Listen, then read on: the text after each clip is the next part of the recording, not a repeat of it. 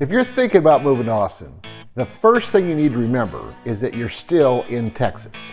It might not feel like it when you're zipping around downtown on a scooter or sipping a latte at your favorite coffee shop, but in Austin, Texas history and Texas culture coexists with the hip and the trendy. And since you never know who you might be talking to, I'm going to give you 10 things that you should never say anywhere in the state of Texas.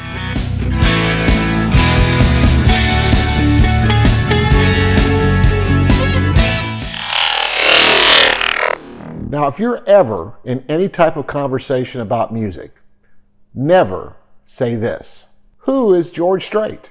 Now, you might get away with this if you've just recently moved here, but if you're going to live in Texas, you should at least make an effort to know who he is. He's been recording country hits and selling out concerts for over 40 years. He's from Texas, he lives in Texas, and he sings about Texas. And if you want to make a good impression on someone from Texas, even if you don't like country music, always have something good to say about George Strait. Now, you need to understand that trucks are a status symbol in Texas. And whatever anybody decides to do to their truck after they buy it is a reflection on their personality, their self-esteem, and in a lot of cases, their manhood. If you insult their truck, that's actually worse than insulting their mother, their family, or anything else they hold dear. So if one of your friends buys a truck and then spends a lot of money customizing it, and then they ask you what you think of it, please don't ever say anything like this: "You know, I really liked it better before you lifted it and put those big tires on it." Now, this next one has to do with Texas culture. If you and your friends decide to go out to eat, and you go to a restaurant that was originally started in Texas, that restaurant is going to be famous for one of two things: either chili or barbecue. Now, I understand that Texas seasoning might be a little spicy for some tastes, but when it's your time to order, unless you want that server to completely ignore you for the rest of the evening, please don't say this: "You know, I really don't like chili or barbecue. Can I just get a salad?" Now, this next one also has to do with restaurant etiquette, and some people might say it's basic common sense. If you order an iced tea in Texas, the very next thing they're going to ask you is, what kind do you want?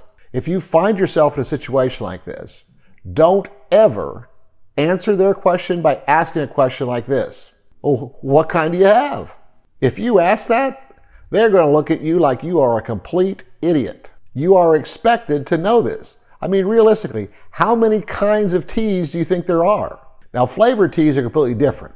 So if they ask you what kind you want, it's only one of two things. It's either sweet or unsweet. And you might even consider telling them what kind of tea you want when you place the original order. So a little bit of history on this one. Up until only recently, Austin was the largest city in the United States that did not have a professional sports team.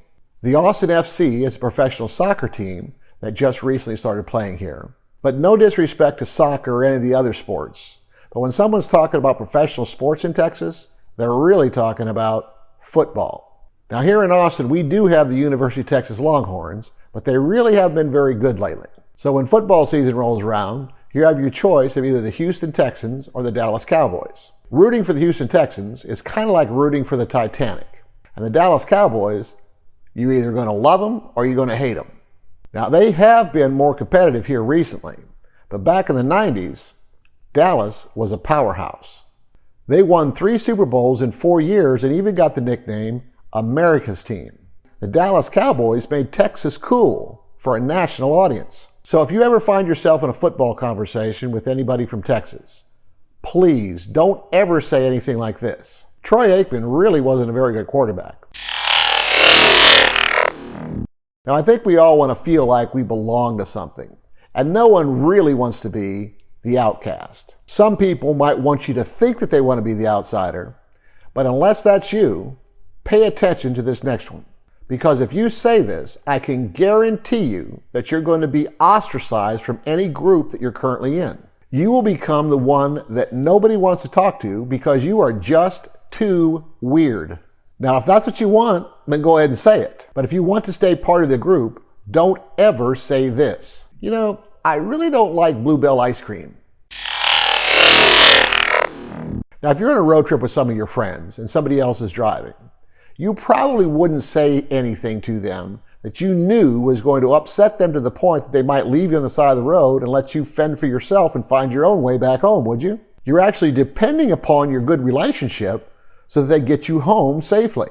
Well, if you're on a road trip in Texas, I can pretty much guarantee you that at some point, a certain conversation is going to come up. And I'll tell you the one thing that you should never say if you want to remain in good standing with everybody else in the car. The one thing you should never say if you're on a road trip in Texas is this: we don't need to stop at Buc-ee's.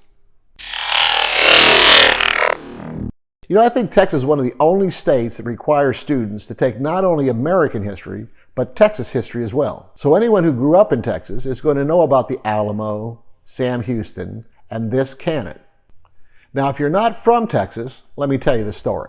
The Texans had captured a cannon that was originally owned by the Mexican government, and the Mexicans wanted that cannon back. Well, the Texans hoisted a flag above the fort, which said, if you want it, come and take it. When the Mexican army went to Gonzales, Texas to get the cannon back, they were defeated, and that began the Texas Revolution. Even to this day, you'll see that cannon on t-shirts and bumper stickers. It's an historically embedded belief that tells you how Texans feel about personal property. And another thing about Texans is they're very supportive of the Second Amendment. Texas may not have the highest percentage of gun owners in the United States, but they certainly have the most guns. So if you want people to like you, to trust you, and to accept you, I would suggest that you never say anything like this: I really don't like guns. I think I have too many guns. You know, the government ought to just come in and take away all these guns. Now, this next one is dependent upon who's in the group that you're with. If you know that all the people in your group are originally from other states, it may not be a big deal. But if you know that everyone in your group is originally from Texas, well, that's a whole different thing. Most times, you're probably not going to know where everybody's from, so I suggest you adopt this as a standard procedure no matter what. Never, in a group discussion, say anything like this: you know, those Californians have a lot of good ideas. I kind of alluded to this at the beginning of the video, but Austin is a very unique city in Texas. If you were to look at an electoral map from pretty much any election in Texas over the last 50 years, the entire state would be red with a little blue dot right in the middle called Austin. Now, recently, the Democrats have made some advances in the larger cities like Houston and Dallas, and that little blue dot of Austin is expanding out to the areas surrounding Austin. But one surefire way to upset some people and to energize any conversation, especially if that conversation is loud enough that everybody else in the bar or restaurant can hear what you're saying. If you say this, I guarantee you that people are going to take notice. You know, once Texas turns blue, it's going to be impossible for a Republican to be elected president. Well, if you like this video, you ought to check out the one that I did on the 10 stupid laws in Texas. And don't forget to subscribe to my channel and hit that notification bell. And if you're thinking about buying or selling real estate here in the Austin area, don't be shy. All of my contact information is in the video description. Let's make your real estate dreams come true.